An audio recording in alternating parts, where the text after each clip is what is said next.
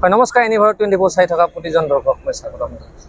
হয় যোৱা বছৰ সকলোৰে মনত আছে প্ৰকৃতি ৰুদ্ৰ ৰূপ ধাৰণ কৰিছিল। তাৰ মূল কাৰণে হৈছে প্ৰকৃতি ধ্বংস, গছ গছনি কাটি তহিলং কৰা কাৰণে আচলতে এনেকুৱা আচলতে 40ৰ পৰা 41 ডিগ্ৰীলৈকে আছে তাপমাত্ৰা বৃদ্ধি হৈছিলে। আৰু ক'ব লাগিব যিহেতু এই ক্ষেত্ৰত মই হাউলি পৌৰসভাৰ পাৰ্কত উপস্থিত আছোঁ। এই ক্ষেত্ৰত যিহেতু ইয়াত যি গছসমূহ আছে মূল্যৱান গছসমূহ আচলতে কাটি আচলতে তহিলং কৰিছে। আৰু এই ক্ষেত্ৰত ক'ব লাগিব মোৰ কেমেৰা সহযোগ দেখাব দিম। ইয়াত আচলতে ৱাকিং জোনত আচলতে যি আচলতে থকা যিসমূহ গছসমূহ আচলতে 7-8ডালকৈ গছ ইয়াত কাটি তহিলং কৰিছে। আৰু সেই ক্ষেত্ৰত ক'ব লাগিব ইয়াৰ কিছুদিন আগত আচলতে এইসমূহ গছ গছৰ যাতে কোনো ধৰণৰ ক্ষতি নহয় তাৰ কাৰণে আচলতে পকী ঘেৰি বনোৱা হৈছিলে। আৰু তাত যথেষ্ট টকা আচলতে ব্যয় সাপেক্ষে এই ঘেৰি বনাইছিলে। আৰু সেই ক্ষেত্ৰত যিহেতু এই গছ কাটি তহিলং কৰিছে সেই ক্ষেত্ৰত যথেষ্ট অসুবিধাৰ সন্মুখীন হ'ব বুলি আচলতে সচেতন মহলত এক ডাঙৰ প্ৰশ্ন উত্থাপিত হৈছে। এই ক্ষেত্ৰত হাউলি আঞ্চলিক ছাত্ৰ সন্থাৰ সভাপতি মোৰ লগত উপস্থিত আছে, কি ক'ব? হয়, আচলতে ইতিমধ্যে আপুনি ক'লেই যে যোৱা কিছুদিন আগতে এই গছসমূহ সংৰক্ষণৰ বাবে প্ৰায় 5 লাখ টকা ব্যয়েৰে এইসমূহ ঘেৰ বনোৱা হৈছিল, পকীকৰণ কৰা হৈছিল।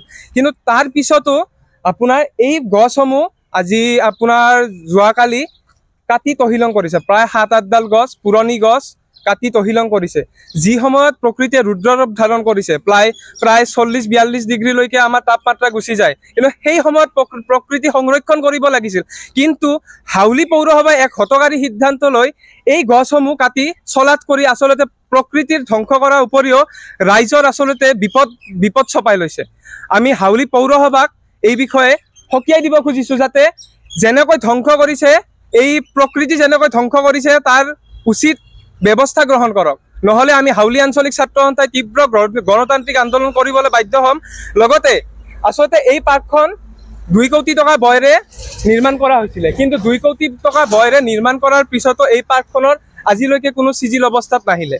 তাৰ পিছতো আচলতে ৱাকিং জোনৰ নামত এই গছসমূহ চলাত কৰি কাটি পেলাই আচলতে যি এক বেয়া লগা পৰিৱেশৰ সৃষ্টি কৰিছে।